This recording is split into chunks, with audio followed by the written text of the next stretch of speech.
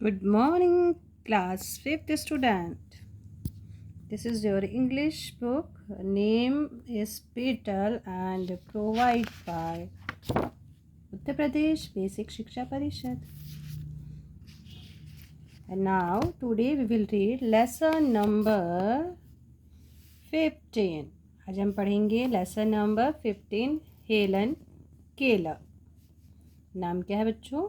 Helen Keller. एक ऐसी बच्ची की कहानी थी जो गूंगी, बहरी और अंधी थी, मतलब उसके आइज़ में प्रॉब्लम थी। But in spite of this उसने अपनी एजुकेशन कंप्लीट की। कैसे की? ये इतना आसान नहीं था बच्चों। अब कैसे उसने अपना ये काम पूरा किया, लेट्स सी। चलिए देखते हैं और पढ़ते हैं इस स्टोरी को। It was the summer of 1880। यह 1880 की समर की बात है, यानी कि गर्मियों के दिन थे। A healthy baby girl was born in a small town in Alabama. एक हेल्दी बेबी यानी कि एक स्वस्थ बच्ची का जन्म हुआ। अलबामा के एक छोटे से टाउन में एक स्वस्थ बच्ची का जन्म हुआ। गर्मी के दिन थे, 1880 की बात थी। एक स्वस्थ बच्ची का जन्म अलबामा के एक छोटे से टाउन में हुआ। Her parents loved her dearly and named her Helen Keller. उसके जो पेरेंट्स थे यानी मम्मी पापा जो थे उससे बहुत प्यार करते थे और उन्होंने उसका नाम रखा Helen Keller. One day the baby fell ill. एक दिन बच्ची बीमार पड़ गई। Her fever stayed high. और उसका जो बुखार था बहुत ज़्यादा हाई हो गया, यानी बहुत तेज़ बुखार हो गया उसको। Her parents tried their best to help her get better. उसके माता पिता ने हर तरह की कोशिश की और उसकी हर तरह से मदद की वो ठीक हो जाए, है ना? क्यों? सब मम्मी पापा ऐसा ही करते हैं कि हमारा बच्चा जल्दी से जल्दी ठीक हो जाए। They were disappointed and sad. और फिर उसके मम्मी पापा डिसअपॉइंटेड हो गए क्योंकि जो बुखार था ना बच्चों वो उतर ही नहीं रहा था। तो उसके मम्मी पापा बहुत ही निराश हो गए। फिर भी there is nothing more we can do, the baby may not live. अब वो बोले कि ऐसा कुछ नहीं है जो हम नहीं कर सकते थे। सब कुछ हमने किया, सब कुछ हमने किया, शायद हमारी बच्ची जिंदा ना रहे। मतलब वो होपलेस हो गए, इतना कोशिश किया बट बुखार उसका उतर ही नहीं रहा था। Helen lived but she was not the same after her illness. Helen lived, Helen जीवित रही, है ना, जिंदा रही वो। बट लेकिन she was not the same after, लेकिन वो पहले की जैसी नहीं रही। अपनी बीमारी के बाद में वो पहले जैसे नहीं रही। समथिंग इज़ वेरी रॉन्ग, उसके साथ कुछ गलत हो गया। हर मदर सैड, उसकी मम्मी ने कहा कि अब हेलन पहले जैसे नहीं रही, कुछ प्रॉब्लम लग रही है इसके साथ में। At last they found out what was wrong. और लास्ट में उन्होंने पता लगा ही लिया कि आखिर क्या प्रॉब्लम हो गई। इस बीमारी जो बीमार हुई, बच्चे को बुखार हुआ, इसमें इसके साथ क्या प्रॉब्लम हो गई। The child was unable to see and hear. वो जो बच्ची थी वो देखने और सुनने में अनेबल हो गई, असमर्थ हो गई। यानी अब ना उसको दिखाई दे रहा था उस बीमारी के बाद में उस बच्ची को, और ना उसको सुनाई दे रहा था। The baby grew up. अब वो बच्ची बड़ी होने लगी धीरे धीरे, है ना। Her parents felt sorry for her. और उसके मम्मी पापा को उसके लिए दुख हुआ। सॉरी मतलब यहाँ पे दुख हुआ कि हमारी बच्ची इतनी अच्छी, इतनी सुंदर है, लेकिन वो देख नहीं पाती और सुन नहीं पाती। अब जब देख नहीं पाएगी, सुन नहीं पाएगी तो बच्चा क्या हो जाएगा, वो बोल भी नहीं पाएगा, है ना, कोशिश ही नहीं करेगा बोलने की। दो Helen could not see and hear, कि जो हेलन है वो ना देख पा रही है ना वो सुन पा रही है। She was a bright little girl. वो एक बहुत ही अच्छी लड़की थी, है ना। अच्छी लड़की मतलब है कि इंटेलिजेंट थी वो, लेकिन प्रॉब्लम थी ना उसके साथ में। People thought Helen could not learn anything. लोगों ने सोचा अभी हेलन है, इसको तो ना सुनाई देता है ना दिखाई देता है, तो ये कुछ भी नहीं कर सकती लाइफ में अब ये। But her mother did not agree. लेकिन उसकी मम्मी जो थी उन लोगों की बात से एग्री नहीं हुई। उसने कहा नहीं, मेरी बच्ची कुछ ना कुछ ज़रूर करेगी। She always thought how they could teach हर, और वो हमेशा सोचा करती थी कि आखिर मैं इसको कैसे पढ़ाऊँ, मैं इसको कैसे पढ़ाऊँ। जैसे और बच्चे पढ़ रहे तो मैं भी अपने बच्चे को पढ़ाना चाहती हूँ।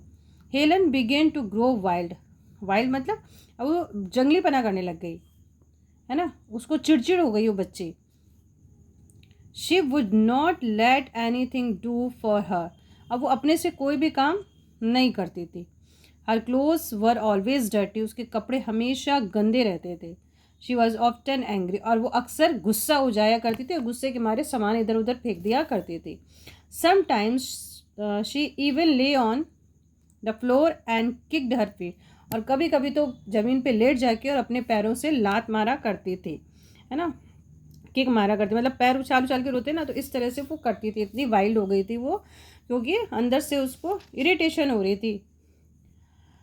हर parents soon found a teacher for her, और जल्दी ही उनके पापा मम्मी को उसके लिए एक टीचर मिल गई। उनका नाम था Miss Sullivan, Miss Sullivan. A young teacher, ठीक है, एक वो कैसी टीचर थी, यंग टीचर थी। Promise to help an Helen to see the world, और उसने प्रॉमिस किया कि मैं हेलन को दुनिया दिखाकर रहूँगी। क्या प्रॉमिस किया उसके टीचर ने, मैं हेलन को दुनिया दिखा के रहूँगी। Miss Sullivan gave Helen a doll, Miss Sullivan ने हेलन को एक डॉल दी। Her spell the word DOLL, ठीक है, और उसने मुंह से बोला, और with her finger on the Helen's hand, Helen's का जो हैंड था, हैंड मतलब ये पाम जो था ना, पाम हथेली, ठीक है, इसके ऊपर उन्होंने अपनी फिंगर से ऐसे लिखा DOLL, ठीक है, और बोला भी। She made the letter with the special hand sign, और फिर वो अपने हैंड साइन से बनाया, और वो बच्ची जो थी वो समझ गई। उसने क्या किया, टीचर की कॉपी की।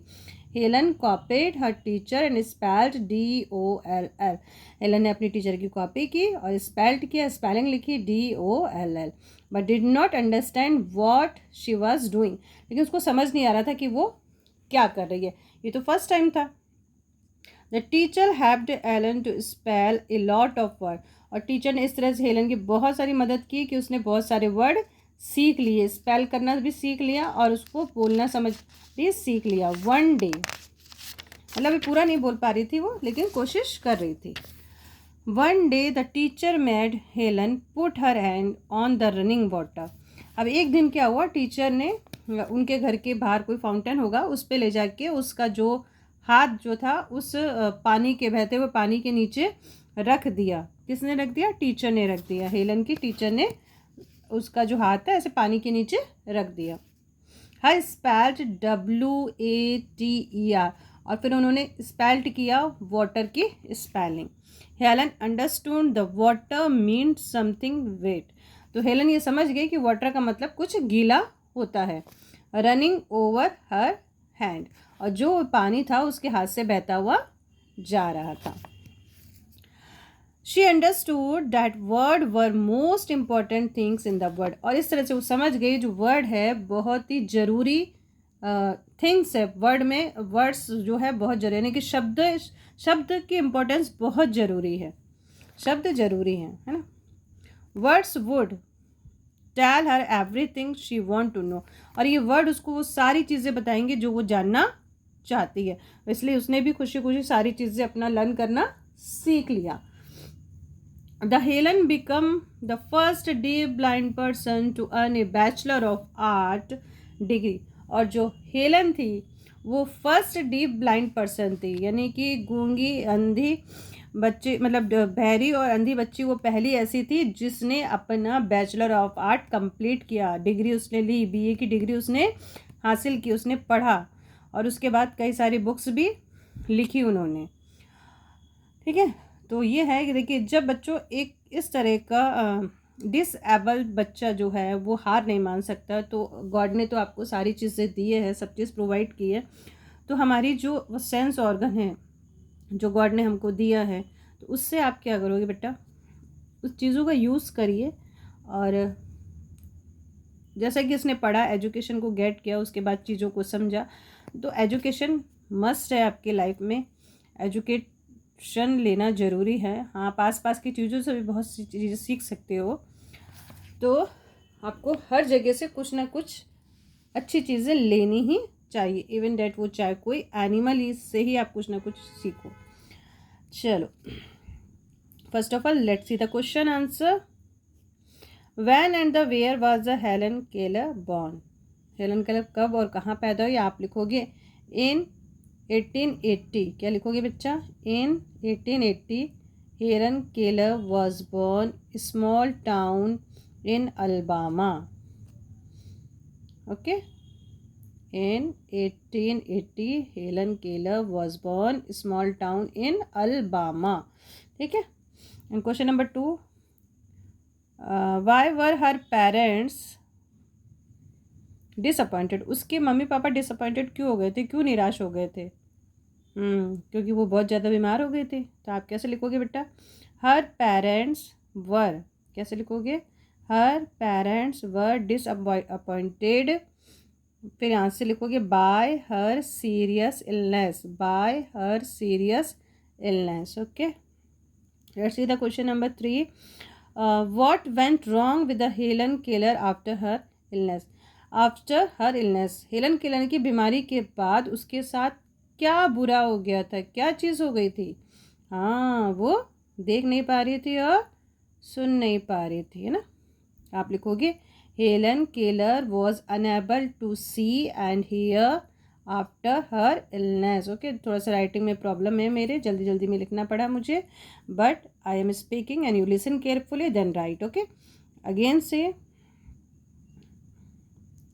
Helen Keller was unable to see and hear after her illness. Okay, let's see the question number 4, what did the Helen do when she began to grow old?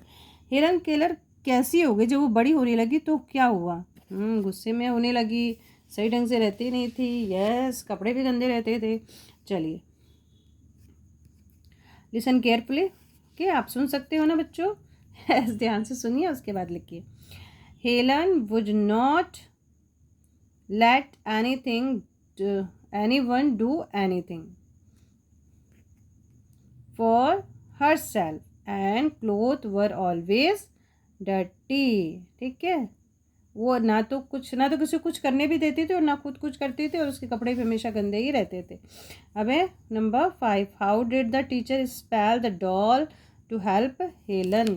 तो कैसे किया था, कैसे किया था? यस, आप लिखोगे यहाँ पे, जहाँ पे मिस विलिन लिखा है ना, तो आप ये भी लिख सकते हो या टीचर भी लिख सकते हो।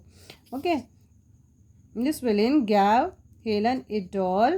She spared the doll with her finger on Helen's hand. Helen के हैंड पे लिखा था ना, ऐसे DOLL फिंगर से बना के। And question number last, what is question number last? What can be done to improve the life of disabled people? Disabled लोग जो हैं, जो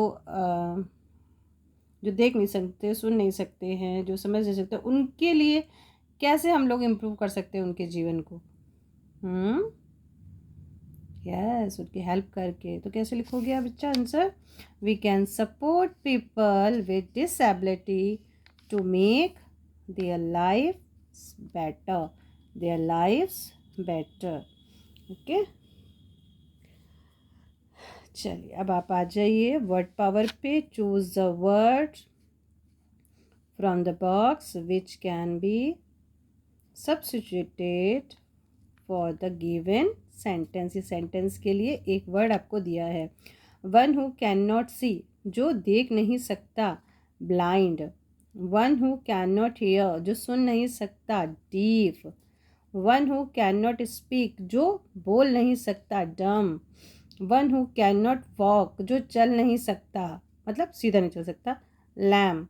one who can not read and write, जो पढ़ लिख नहीं सकता, इलिटरेट यानी अनपढ़। ठीक है, चलिए अब यहाँ पे है आपका सेंटेंस मेकिंग। तो कुछ वर्ड्स आपको दिए हैं, इससे आपको क्या करना है, सेंटेंस बनाना है। ये सेंटेंस तो मैंने बनाया है, बट आप अपने से ट्राई करिए। ये एग्जेक्टिव वर्ड है हमारे, जिसको हम विशेषण कहते हैं। तो विशेषण आप कहीं भी यूज़ कर सकते हो, अपने सेंटेंस बना सकते हो। ओके, चलिए, ये हेलन के बारे में कुछ लिखा है, आप इसको पढ़िएगा।